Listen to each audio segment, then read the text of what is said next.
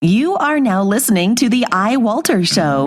Real talk about nothing.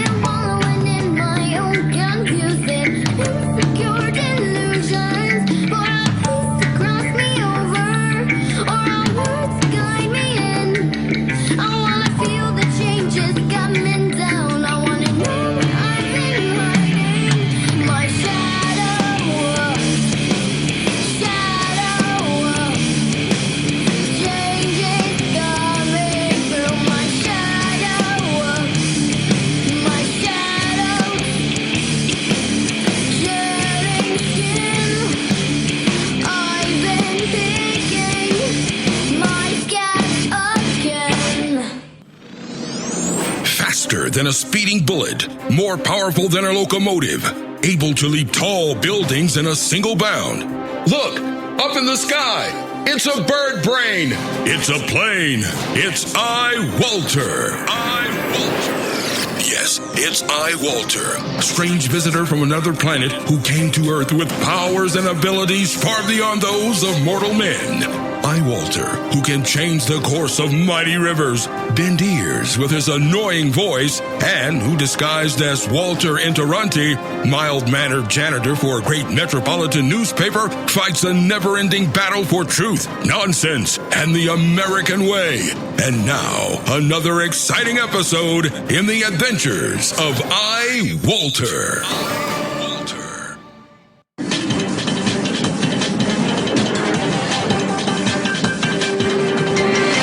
Desperate attempt to fill 24 hours of programming. Here's some bullshit that happened somewhere today. We've got some footage here of the bullshit, which began just after 3 o'clock this afternoon, when residents in this neighborhood were shocked to see this fairly common thing happening. An attractive witness described the event in breathless terms. I went to my window and I was like, whoa, there's some bullshit happening. That happened right over there. I'm an older man, so you can trust what I say. Authorities in special uniforms rushed to the scene to stand around while our cameras filmed them. Our reporter Keith Collins joins us now live from the scene of the bullshit through the use of expensive technology. Good to be with you again, Keith. We have a colorful graphic here that shows instances of bullshit like this are on the rise. Is that right? Yes, although why is unclear. Some say it's because of one fucking reason. Others say it's because of some other fucking reason. I talked to this random expert on the subject who told me this thing you're about to hear him say right after he points at a piece of paper. I spent my entire life attending the nation's most prestigious schools to talk about bullshit like this. I'm really just happy to be on TV. Now let's see if we can drag this out a little longer by showing emails written by some of our viewers. I once saw some stuff kind of like the shit you're talking about happen. I have nothing more to add. Another person says, I am angry that things like this happen. I get mad about every bullshit thing I see. So obviously a lot of opinions there to make this story seem somewhat meaningful. Oh, absolutely, Glenn. And this bullshit has some broader implications. Here's a list of tips on how to avoid bullshit happening to you. And here's some footage of Congress. Yes, I see that. Well, thank you, Keith. Let us know if there are any updates on this bullshit story from there. There's no way there will be. Very good. We'll check back with you in an hour anyway. I'm just some fucking guy. When we return, we'll look at live footage of a car chase taken from a helicopter and free associate about what's going on.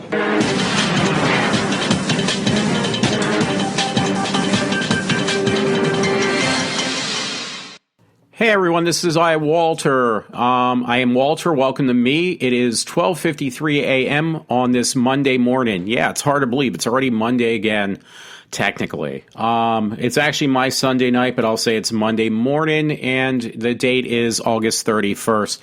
Yeah, I try to do something different because, you know what, this is really difficult doing these shows. My friend Matt thought I didn't do one yesterday, but I did. And yeah, it keeps me up most of the night. And this whole weekend from doing these shows and the lack of sleep I get when I'm working because of working and being up all night and trying to sleep and being so wound up, I literally slept until 4 or 5 o'clock p.m. each day. So it does take its toll. That intro, actually, by the way, I found both intros I actually got off. I have to thank, I hope he doesn't mind. It's on Lee Cabby Siegfried's website. He's actually a really funny guy. He's got a lot of cool shit on his webpage. The first one, the girl who was singing, I couldn't play everything because it was pretty lengthy. I really wanted to, too. Because these kids are really good. The vocalist is a 12-year-old little girl, I guess. I think she's 12. At least she looks about 12. Maybe she's even younger. And those kids they're in middle school. So it says from 9, it says, I guess the link is from 9 there are guys. Best damn audio watch. This middle school class does a cover of Tool's 46 and 2. And they do, and 2. I guess they're 2. See, I don't know much about Tool. And what do you think? So there's a video, and you watch these kids. It's phenomenal. I heard it's like, you know what? This is the intro for my show tonight. And obviously, it did become the intro to my show. I got a couple stories lined up. That one just caught my attention right off the bat, and I wanted to make sure. The other one sounded like they actually had it. It was also on Lee Cabby Siegfried's webpage. But he had it titled, this is what propaganda media sounds like when you're trying to when they try to distract you from the real news. Well, it actually looks like something from it actually does say it's from Onion News. But it was so funny, and this was on, again, Lee Cabby Siegfried's webpage. It was like, you know what, they're going to both be the intro for my show tonight, which just made it easy because it kind of helps me well, it doesn't help me shorten my show. If I have a bunch of stuff to read, I'm going to read that anyway. I was actually going to do a soundbite on this, but I'll just read it instead because I'm not going to make my show all sound bites and other people's information. I try to get myself in there too. It's just those were just so incredible. I couldn't help it. This is one a friend sent to me from PIX11. It says, woman accused of huffing industrial cleaner in Walmart. And what they're talking about, by the way, is those spray cans, because I bought like an electric one now. One of those blowers you use to blow all the dust out of your electronics. Because I actually spend today working on my computer. I'll go in that a little bit after. Maybe I'll read this first and I'll go into it. But yeah, this woman was actually taking the compressed air off the shelves, and she was snorting them to get high. You know, though, that those things get ice cold because that compressed air is like some type of chemical that actually can kill you. So this happened, it looks like in, I guess, Kansas or Kentucky. I think it's Kansas. What is KAN? Yeah, it's Kansas. A woman is facing charges for huffing cleaner in order to get high at a Walmart in Johnson County, Kansas. Melissa Ann Wright is accused of huffing the industrial-strength duster chemical that normally is used to clean computers, according to KCTV. Police say that witness saw Wright huffing the can of Ultra Duster about 11 p.m. Wednesday inside of a Walmart near East Santa Fe Street and South Black Bob Road. The person called 911. And now they show pictures of this woman's face, by the way, too. And she's got some really bad third-degree burns on her mouth and face. And she looks like she's almost foaming because if you use compressed air, it can get so cold, it gets so cold that it won't blow after a few seconds. Plus, the can gets like a layer of ice. Now, imagine putting that into your lungs and your mouth. The spray is supposed to be used as a cleaner. The bottle warns that inhaling could be harmful and even cause death.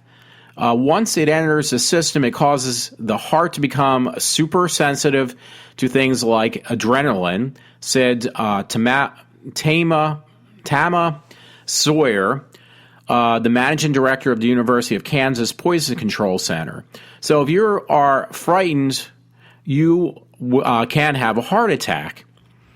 One of the most common injuries from huffing is instant frostbite, which this woman actually has on her face. But Wright refuses any medical attention. The woman who actually, had inhaled. They cause frostbite on contact, so you would have frostbite on the lips, throat, mouth, and even further down, Sawyer said. Now, this woman could have really just, basically shattered her insides, her everything from her mouth down. University of Kansas Hospital said huffing calls are rare. Experts say that someone might use compressed air to get high, not because they're addicted to the chemical inside, but instead they're addicted to the way it makes them feel. They say it can be similar to a drunk, intoxicated type of feeling. So, again, I was going to play the video audio. I figured out how to rip audio and video now, but I decided not to. Yeah, it's a pretty good follow-up from, what do you call it? By the way, on Cinema Blend, Wes Craven, legendary horror director, died at 76. It was actually listed in a couple other places. So, he's going to be very missed because Wes Craven, was known for his horror films. For more than 40 years, Wes Craven has given the world so many things that made our fears go haywire. But today brought the scariest thing of all, as the thought-provoking filmmaker has passed away. He was 76 years old.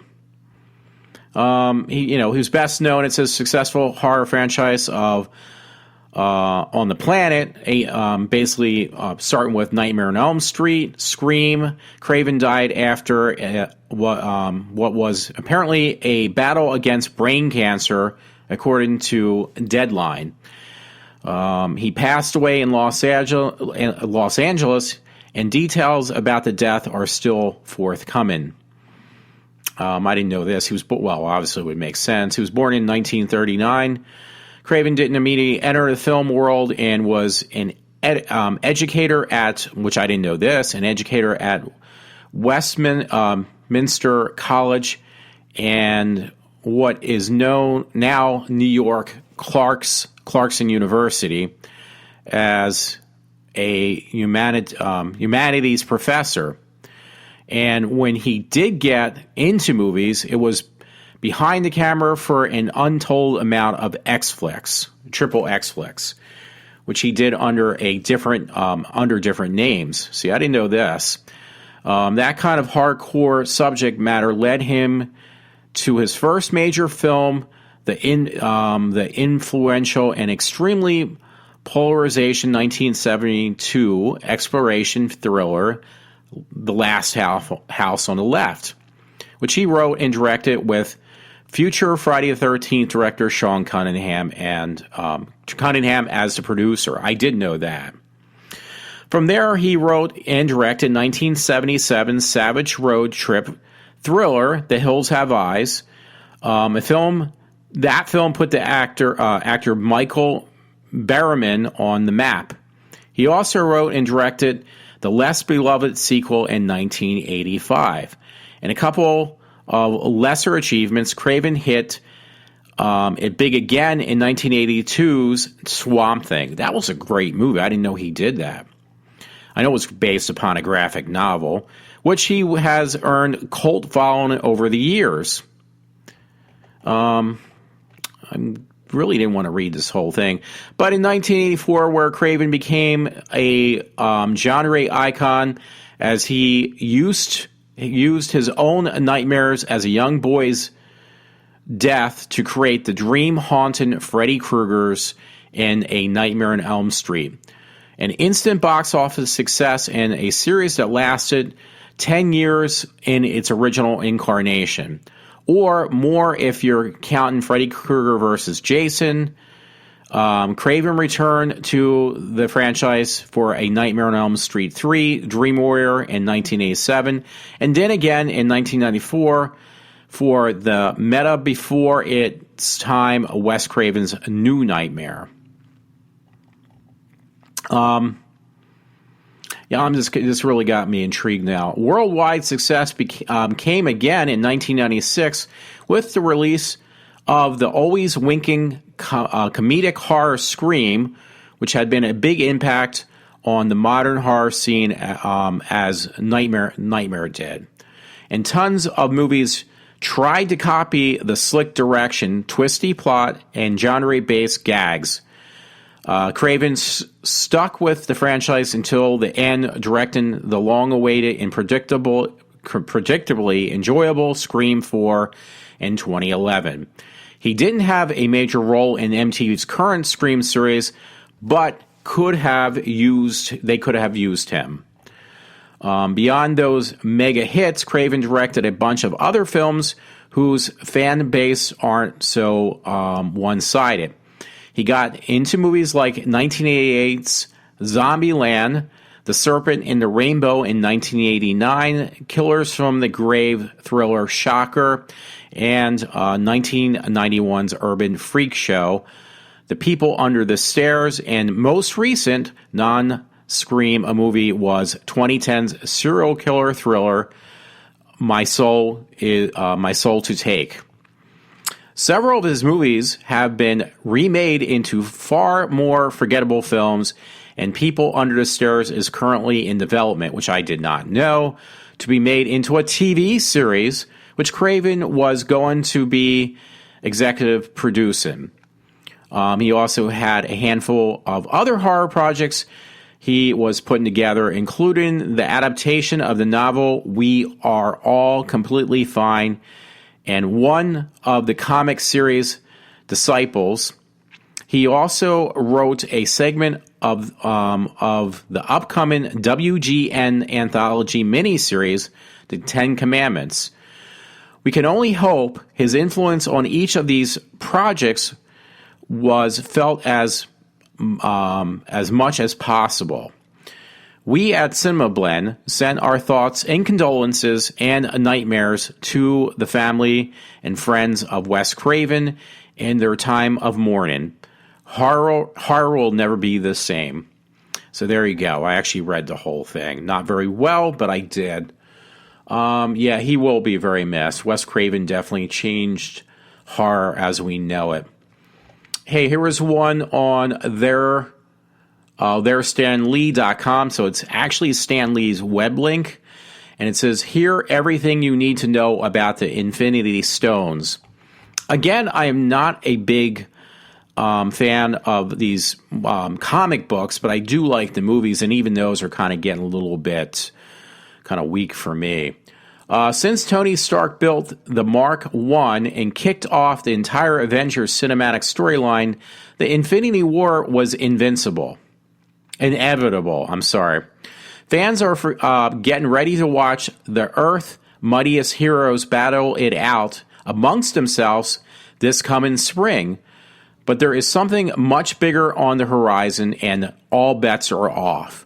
The special bonus scene at the end of the Avengers of Age of Ultron revealed Thanos retrieving the Infinity Gauntlet from a vault in preparation to go out to collect the Infinity Stone, or gems as they are recalled in the comics for himself. The Infinity Gauntlet was created to harness the energy of the 6 Infinity Stones.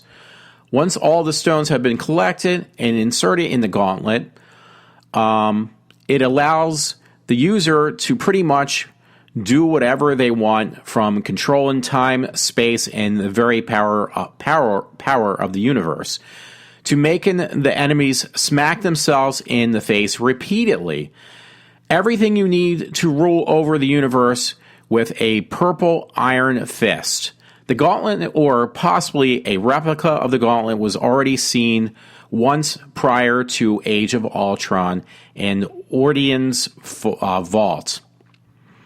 In the comics, the 6 Infinity Gems are the Soul Gem, the Time Gem, the Space Gem, the Power Gem, and the Reality Gem. Well, actually, I missed one, and the Mind Gem. So there is 6 gems altogether.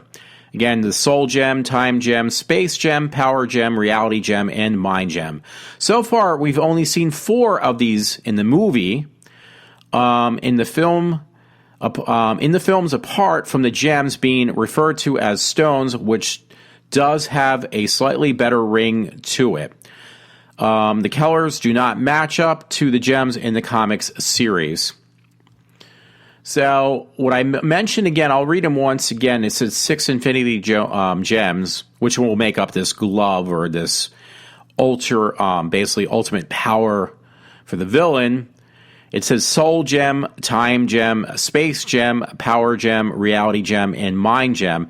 Now, the ones that are shown from the graphic novel says, I guess they're the same, the Mind Gem, the Reality Gem, the Power Gem, the Space Gem, the Time Gem, and the Soul Gem. Now, they're showing pictures from the comic books on those. Again, I really don't know much about this, so I'm truly going to tell you I have no clue what I'm talking about. For, more so than normal. This was on bloodydisgusting.com for my next story. I actually, again, some of these I just would rather play the audio, rip the audio out of the video and play it that way. That time found footage was real in the catacombs. Image source Tommy Hansen. There has been a handful of films, i.e. as above, so below catacombs. I think I heard of that film. This film about catacombs, that headed deep into the legendary catacombs of Paris, France. I think I actually watched part of it. Built for the religious practices with the bones of human beings, these tombs are also placed on mass desecration. Millions of bodies were exhumed from Paris cemeteries and dumped deep into these catacombs. While homeless find shelter in these catacombs, visitors need a tour guide to avoid getting lost in these in the 7 levels of the 200-mile network of old caves and tunnels and quarries. The criminally underrated as above, so below took horror fans deep into the catacombs in a fresh take on a found footage subgenre. And while many of these found footage horror films claim to be inspired by true stories, as above, so below does not, which is weird considering there is a true story just as terrifying. Let's see if I want to read this whole one. Years ago, ABC Family aired a special on the catacombs below, which focused on the camcorder discovered deep within. So there is video on this page. What will give you chills in the video, you'll see the man at 288 feet below the street level catch a glimpse of something panic and begin to run. He eventually drops the camcorder, which continues to film the nothingness of the catacombs. Straight out of found footage horror movie. The ABC documentary allegates that the location of this event is what truly is terrifying. The entrance to the gates of hell. Yikes. So this guy actually truly did go in the catacombs, saw something that frightened him, dropped his camera, and they did catch something. So they're actually saying these things are probably, some type of, basically, I would assume haunted is what I'm gathering. Alrighty, I already read that. I looked at Lee Cabby. I'm not sure if you're familiar with, because I know I am not, but it's her birthday as of yesterday. She was in the Mob Squad, basically. She was a really cute girl. Actually, I did watch the Mob Squad because it's on MeTV, Memorable Entertainment, about Peggy Lipton. It was her birthday yesterday, or it could have been today, but I think it was yesterday. Margaret Ann Peggy Lipton is an American actress who was a former model. She was an overnight success and best known for her roles in Flower Child, Julie Barnes in the counterculture TV show, The Mob Squad, and appeared in numerous TV series since her noted role as Norma Jennings in David Lynch's surreal Twin Peaks. It goes on to say some more, but I'm not going to read it. But hey, happy birthday. This was pretty interesting. A friend actually sent it to me, but I beat him, and it was on The Guardian, where I got it from. Chrissy Hine, basically from The Pretenders, criticized for over-rape remarks. She still doesn't look too bad, because Chrissy Hine was at her height, basically, when I was a kid. Because I remember my brother buying her albums of The Pretenders on vinyl when they first came out. A Pretender singer condemned after saying it can be a woman's fault if she is raped and blame herself for performing sexual acts under the threat of violence. Singer Chrissy Hine has been criticized for saying it because saying it can be a woman's fault basically for being raped. The Pretender star 63 said she blamed herself for not being forced to perform sexual acts under the threat of violence.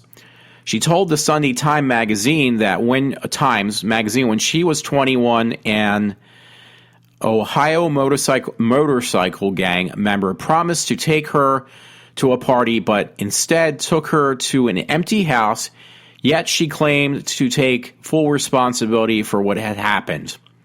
She said, technically speaking, however, you want to look at it, and this is all I am doing, and I think it's full responsibility.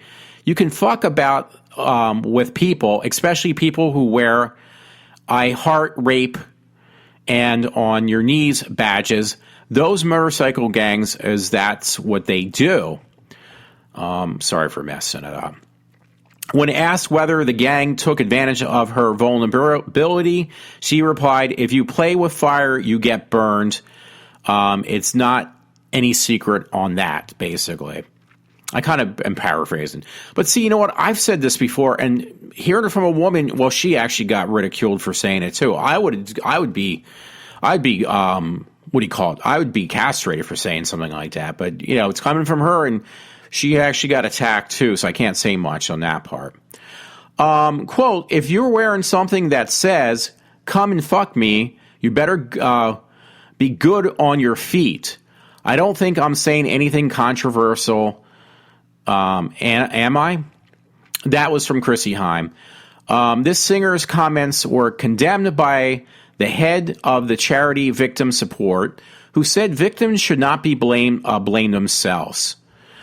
You know what? I go back and forth depending on the situation. Yeah, some parts, like I say, what happens at work. If anything ever happened to any of those people at work, that would probably be blame. They'd have to blame themselves. So I have to take, to a certain point, I got to take Chrissy Hines' side.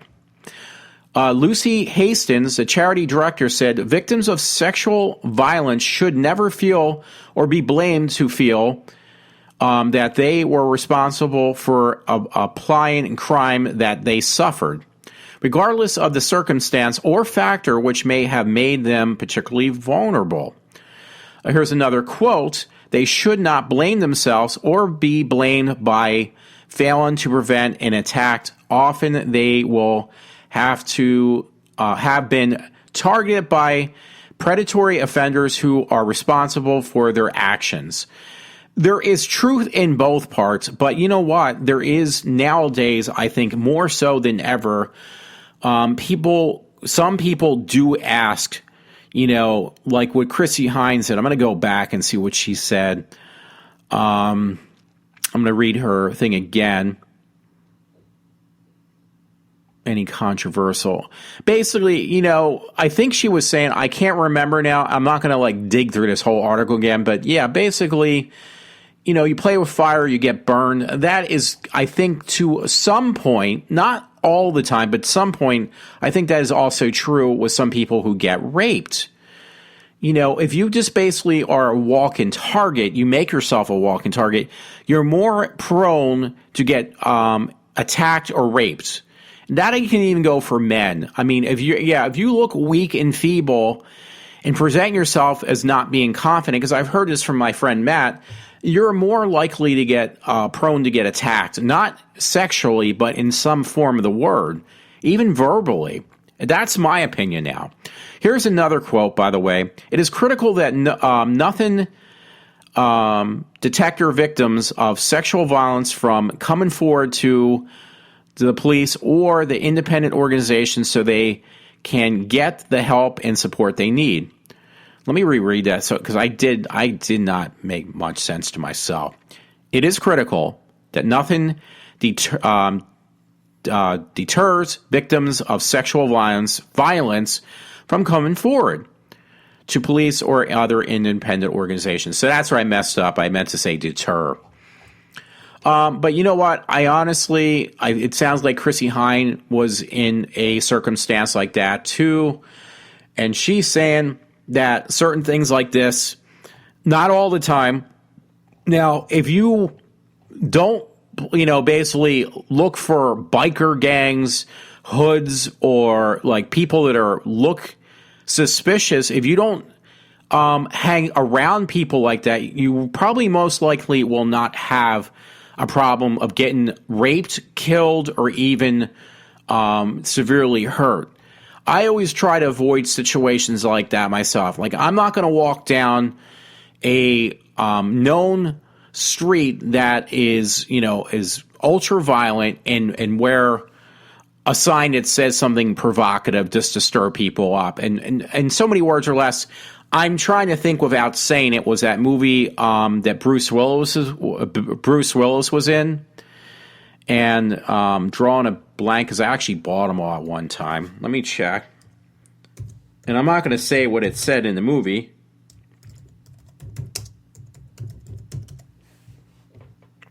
Die Hard. Yeah, I think it was the first Die Hard or the second Die Hard. He actually had that T-shirt on, or no, he was forced to walk the street naked, and he had that sign on just to piss off minorities. And it's like, I hate to say it, it's sometimes, I'm not saying this is always the case, but this is sometimes the case with women when they dress a certain way. Yeah, if you know what, Bruce Willis in that movie, if it doesn't stir any problems and everybody should know better, how come did they make that in the movie? Yeah, it rose a lot of eyebrows when you see in the movie when he was wearing his billboard that said something very inappropriate and also against minorities. But do you think that's any different than a woman who dresses with wild T-shirts on that might say something provocative like, oh, please fuck me, or scampy clothes? I mean, yeah, I hate to say it, unless you're going to a safe surroundings like a nightclub or something in a safe area, you don't do that in rough sections of Philadelphia or even in Norristown, because you're basically holding a gun to your head and saying, please pull the trigger for me. Or, please attack me. I mean, I don't do stuff like that. So, that being said, I'll leave it go. So I have to take to a certain point of what Chrissy Hine said. I have to agree with her. Not completely, but somewhat. Anyway, I found this on some website. It was from the other article with that woman who was basically inhaling the cleaner for your computer, the compressed air. And this article popped up, and it was on a site called nowagirl.com, and it's an article, and I have it on my Facebook page now. It says, rat found inside cooked chicken in from Walmart. And it shows the rat's intact. So the rat actually ate itself into this chicken, and he got basically cooked into the chicken that somebody had bought from a Walmart. It says Twitter user Strange, I can't say her last handle name, but it says Twitter user found a rat inside a cooked chicken from Walmart and posted it online. I really hope it's not real, but what if it is? What would you have done if you saw a rat inside a really cooked chicken from Walmart? Well, obviously, the rat looked like it ate itself into the chicken, and then it obviously got cooked. I think they cooked that stuff at Walmart, and obviously, those chickens aren't as clean as you think they are. I mean, that's probably why they can afford to sell things cheap, because their stuff is not on the up and up. That makes me kind of question Walmart. Yeah, my friend sent me this one. I was going to read this one next, actually.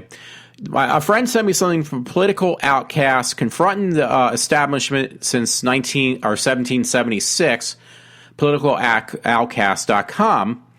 And it says, welfare in the highest paying entry-level jobs. Wait, let me read this again. And by the way, thank you, Todd, for sending this article to me. Welfare is the highest paying entry-level job in 38 states.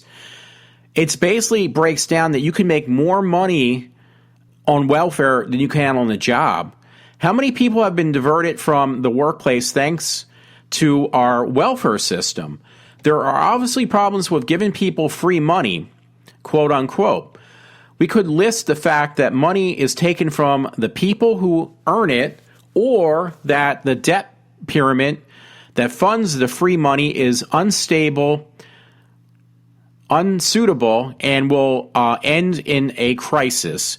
We could point out that people drop out of the labor force because the free money makes it possible, thus lowering productivity at the same time that we are increasing obligations.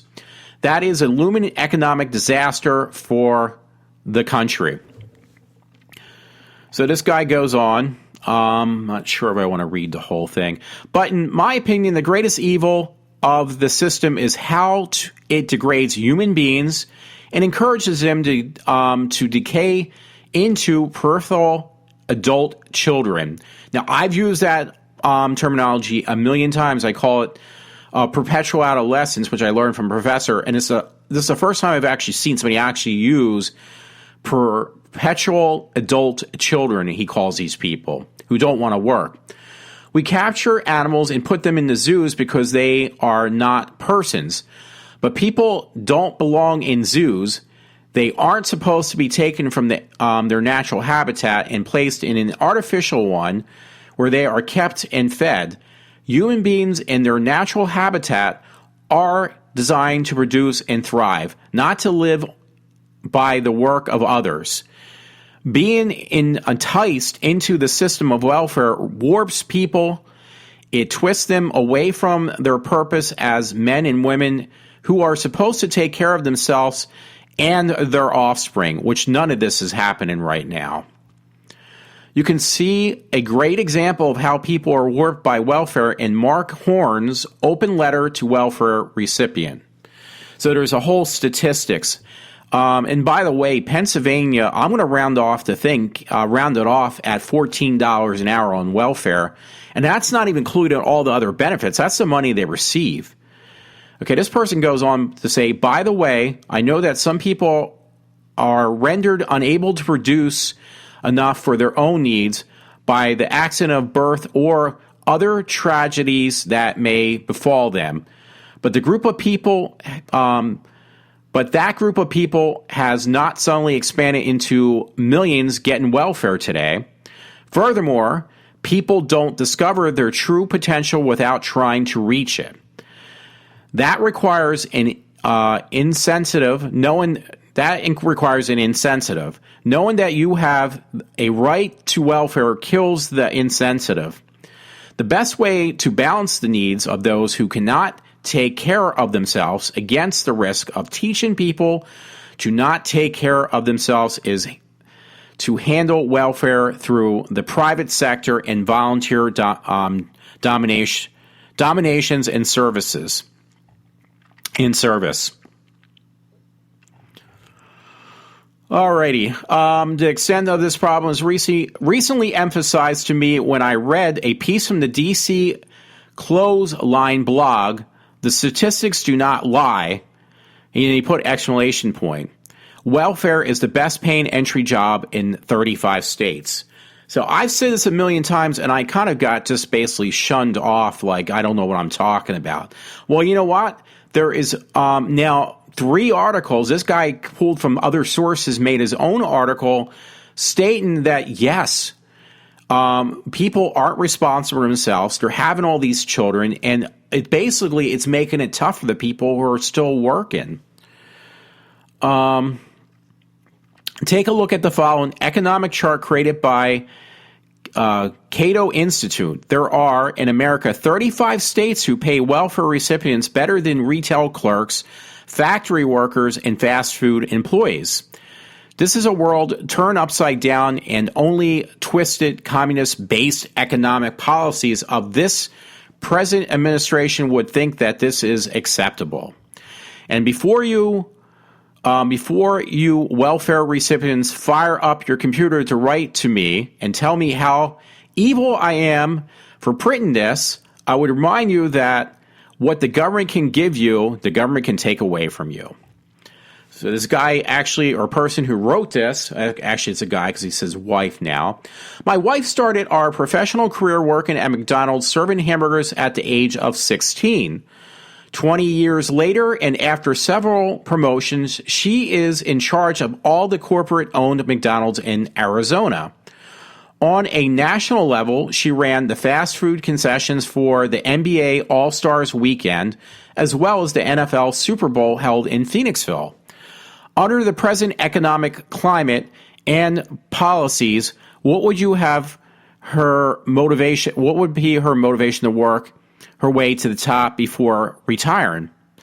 Basically, what would be her motivation nowadays? Today, our country has robbed its citizens of its most precious resource, hope. So we have millions of people being hurtled into the life of dependency and non or minimal productivity. What happens when the crisis hits as a result of the unsustainable system? The people are going to be faced with a sudden absence of everything they have used to survive. I fear many will not be able to do anything but riot. So I've said this before, and I gotta get laughed off.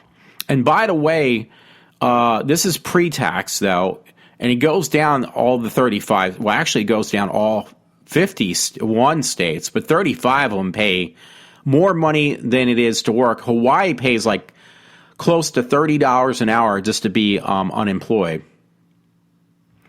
So the next one is actually D.C. Basically, hourly wage or equivalent for not working. How does your state rank?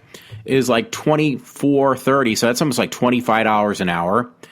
Jersey pays for unemployed is $21. Rhode Island is $21. Vermont is $21. Maryland's $20 an hour, $19 an hour, not to work. So, this is ridiculous. This is horrible. $18 an hour for California. 15 for Delaware. I'm rounding off the prices. 14 for Washington, I would assume state, because it's down. Yeah, it would be Washington state. North Dakota pays $14 an hour. Pennsylvania pays $14 an hour. New Mexico pays about $14 an hour. Montana pays $13 an hour. South Dakota pays $13 an hour. Kansas pays about rounded off 13. Michigan 13. Alaska, like $13 an hour. This is just to be on unemployment, though, by the way. Ohio is like 13. North Carolina, 13. West Virginia, 12. Alabama, 12. Indiana, 12. Missouri, 11. Oklahoma, 11. Louisiana, 11. South Carolina, $11 an hour just not to work. So there you go. They were the ones that really pissed off this guy who wrote this article. Yeah, I mean, and you're going to tell me that, our economy is thriving now, and that if anything that's going wrong is that I need to be more. I've heard it so many fucking times. I need to be more responsible for myself and stop buying toys and acting like a child. What about these fucking people? Try to explain that one to me, folks. The Daily Caller had on another illegal immigrant with a lot of charges against him. Now, here's the best. Previously deported illegal alien accused of sexually assaulting a teen with Down syndrome. God, what a fucking winner. Authorities in Barcelona County, Texas, are searching for a 25-year-old illegal alien from Mexico accused of sexually assaulting a 16-year-old girl with Down syndrome. It looks like, I swear to God, his name looks like Jesus, but it's Jesus, who is already a registered sex offender in Texas, has been deported before reportedly assaulting the victim in her home in Pearland on Monday afternoon. According to the local news report, this guy knew the girl's family. The county police department records show that this guy, who has facial tattoos bearing his name, was booked in jail there on April 12, 2012, and charged with indecency with a child. The offense occurred on March 1st, 2011. Now he's up for another freaking case. Records maintained by the Texas Department of Public Safety show that this victim in the case was 8 years old. Again, what a winner.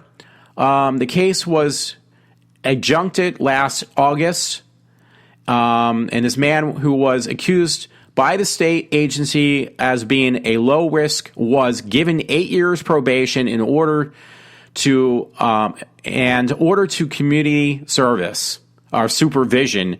U.S. Immigration and Customs Enforcement requested that this guy be held on a detainer, and according to the Texas Department of Public Safety website, was deported. So, you know what? I hate to say this. This guy got a slap on the wrist, and it's the same thing that pisses me off with these women who get away with raping young kids, and it's just looked at as a pat on the back. They're doing these kids a favor. And, I mean, I don't see this any different than this wacko who's, like, raping little kids and stuff. And now a girl with Down syndrome. He was arrested for public intoxication on June 29, 2008, when he was 18 years old, and he was released in order to pay a $300 fine. There we go again. Minorities and women, any type of minority, gets like a slap on the wrist and a pat on the back and probably an EBT card to go with it. He was picked up 2 years later for failure to pay his $300 fine, basically. So there you go. And there's a picture of the asshole on thedailycaller.com. So that might be my last story. I thought I had something else, but I really don't. And yeah, my computer's all souped up. It's like super hot again in my room. But I just love this stuff. I got some more really cool stuff on my Facebook page that I posted. So you know what? Just check it out. Let me know what you think of my show. I was on yesterday for people who did not hear me. I know my friend Matt didn't. But yes, I was. And by the way, I'm selling a Mac Pro desktop, which I was missing some pieces. I found them all now. So it's like fully ready to basically plug in and you can use it. It's a 2008 MacBook, Mac, not a Book Pro. It's a Mac Tower, weighs about 50 pounds. It's got 24 gigs of DDR2, an ATI Radeon now in the system because I upgraded everything and I got it Like basically, if I had the room, I don't even have to get rid of it. It's a fully functional computer. I'm looking at my thing now, and it's an Apple MacBook Pro quad core 2008. I customized it, and it's 3-in-1 for people who know about Macs. I had placed a 1 terabyte hard drive. I think it's brand new. Also, because I took it out on my new machine, so it is new. 24 gigs of DDR2, a Blu-ray player, a combo drive. So basically, it has 2 burners. You need the software. That's going to cost you probably like $50 or so to buy the Blu-ray software. I bought it before. I'm not going to buy it again for other pieces of equipment I own.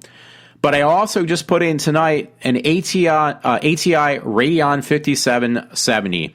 At this point, I have no need for it because I put my original card I had, which works better for what I want to use it for. It just runs a lot hotter, but it's a very high-end video card, which was an NVIDIA GeForce GTX 770 at 2 gigs. So that's what I'm running in my machine now. It does make it much hotter, though.